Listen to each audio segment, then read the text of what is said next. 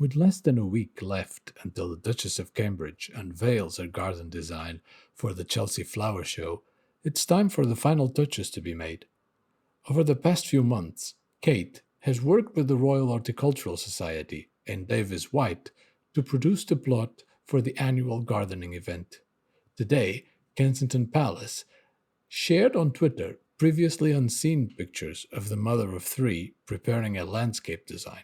The image, Kate is seen inspecting hand drawn plans, chatting with designers, and choosing plants to include in the garden.